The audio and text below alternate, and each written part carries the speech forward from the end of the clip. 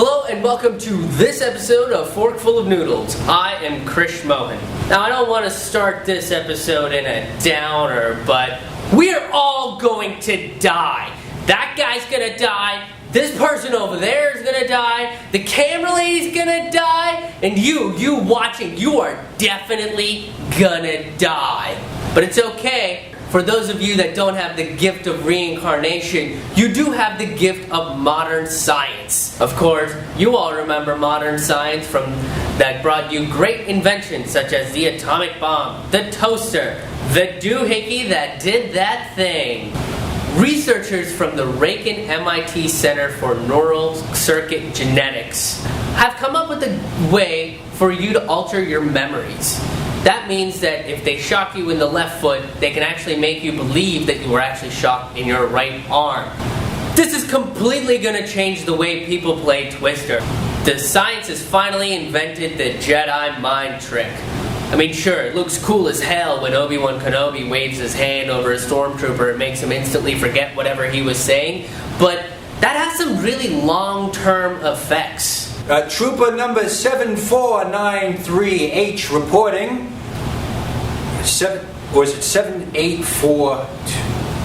I'm sorry, my memory isn't so good ever since I was discharged from the service. I was probably discharged about 3, 4... some time ago, after too much exposure to the Jedi mind trick.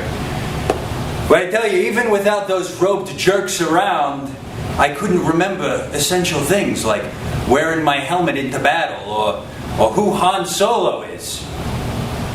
Years of Imperial training gone with the wave of a hand.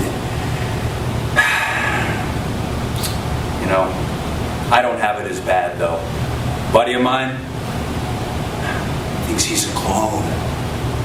Duke University has actually come up with a way of sending one person's brain signal through the internet into the brain of another person to control what they do. Researchers believe that this neural link is one step away from creating androids and cybernetic robots that can help mankind in a lot of different ways. Which means amputees can finally feel like they actually have an arm. They can actually send the brain signals properly to a robotic arm. There won't be the idea of the phantom limb. We can have drones be controlled by some frat kid in a room while he's pounding away 2 Red Bulls and pretending he's playing Grand Theft Auto 5. Scientists are even talking about the concept of mind uploading, which for those of you unfamiliar with this concept is essentially you shed your meat sacks and you upload everything about yourself onto the internet.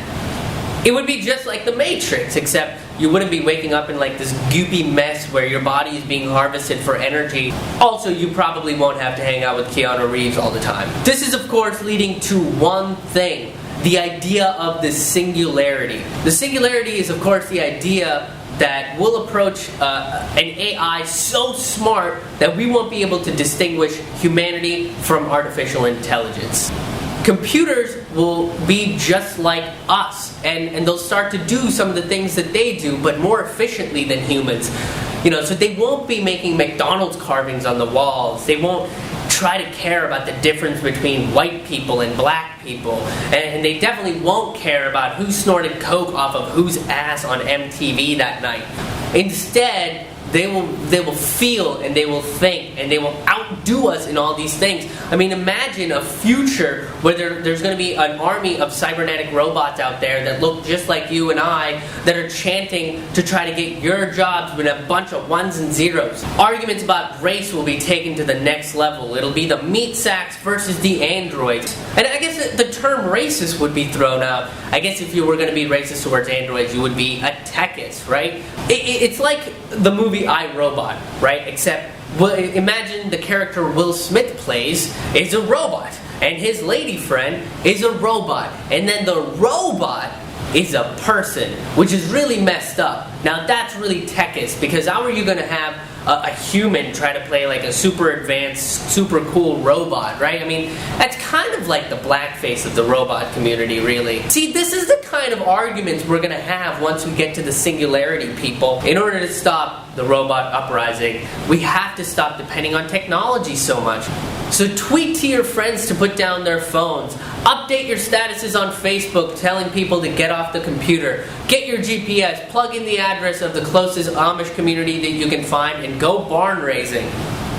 That's it for this episode of Forkful of Noodles. Thank you very much for joining me. Thank you very much to Mary Stewart for being our cinematographer on this episode. Check out everything we do at ramennoodlescomedy.com. Follow us on Twitter at KrishMohanHaha. And check out everything in the description below. We'll see you next time.